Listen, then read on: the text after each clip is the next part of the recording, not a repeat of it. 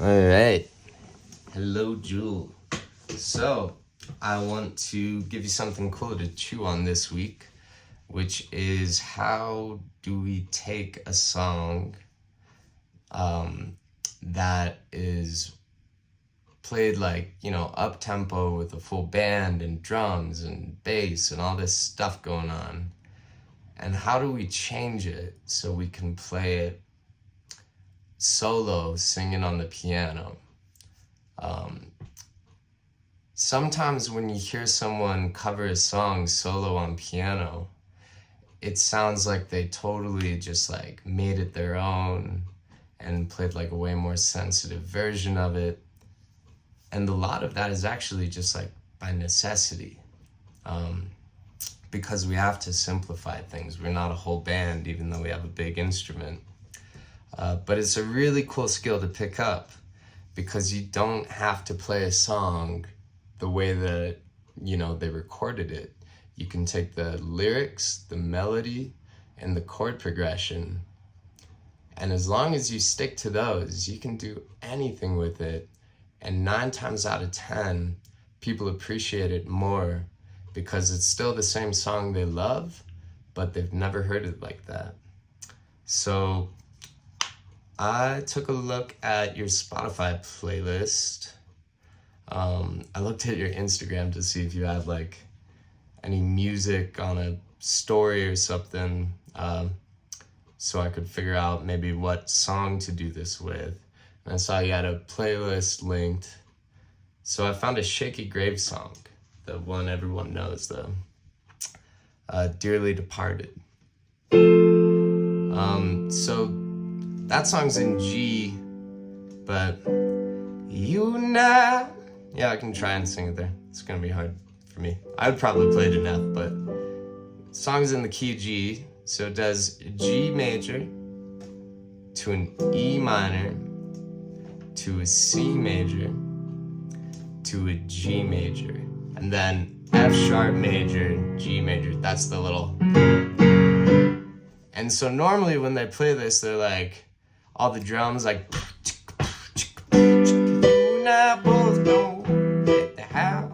It's like up tempo, but I don't want to even fuck with that because it's solo piano, and I can do something even cooler. That's not gonna like get me in over my head trying to like sustain like a full band energy. If you go right in off the bat with that, you got to try to keep that up for the whole song, and it's kind of hard. So here's how we might play it.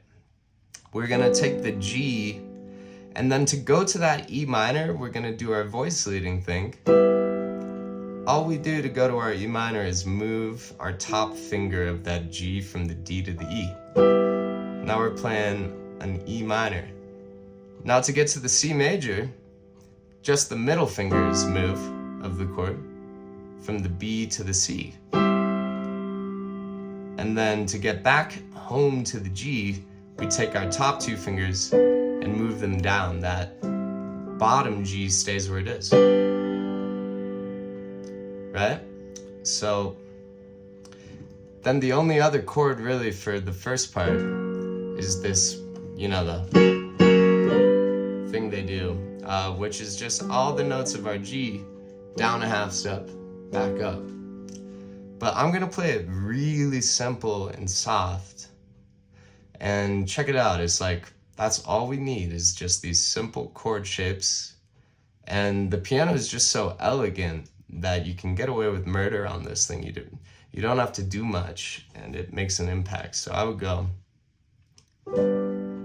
you and I both know that the house is haunted.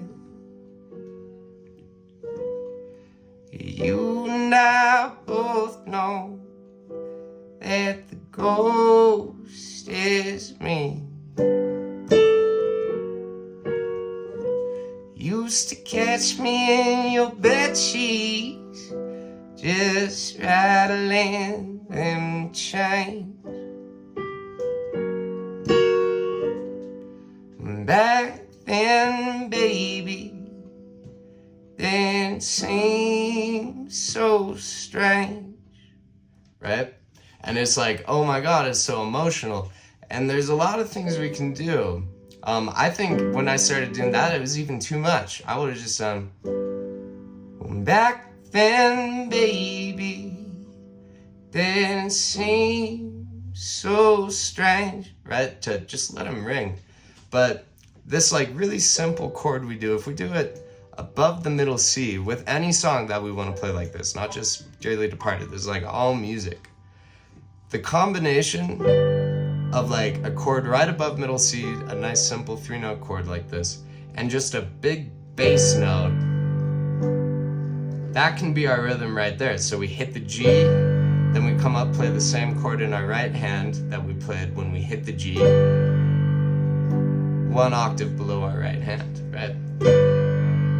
You and I both know that the house is haunted.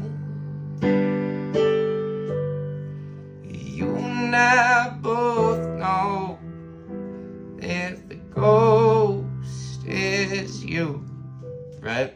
And it can be good to start simple with this, right?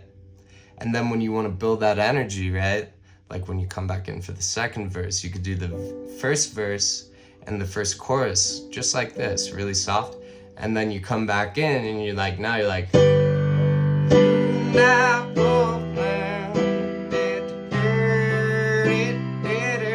right? So play around with that and check out, look up the chords for the song.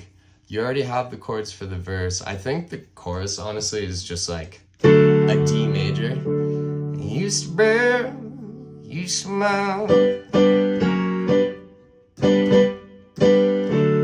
Now I crumble and you choke, right? So it just does a D, then it goes to the G and does that little thing. And we can also skip the little thing to keep it more ethereal and like make it its own, because that's, just more like an embellishment. Because we could do something, something, something, something.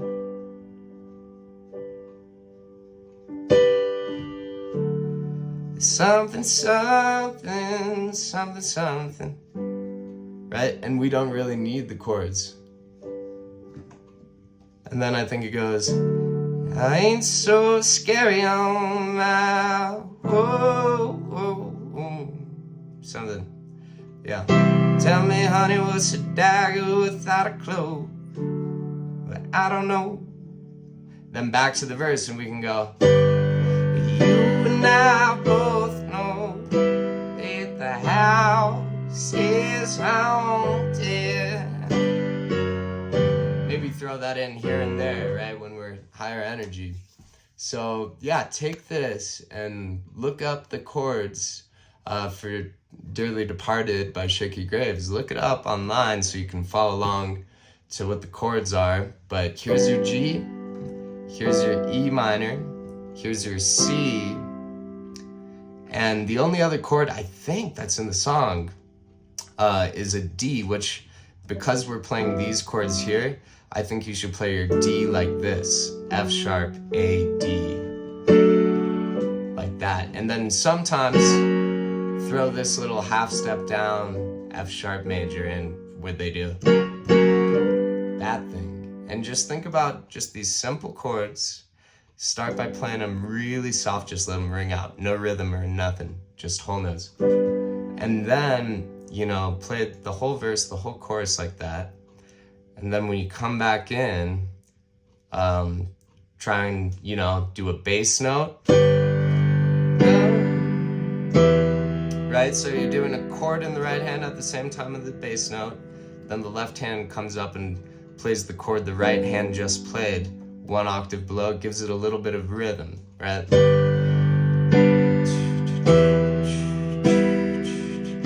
And then you get more comfortable doing this, right? And then you can start to add, more complicated rhythms. Still simple ones though, like my right hand might do.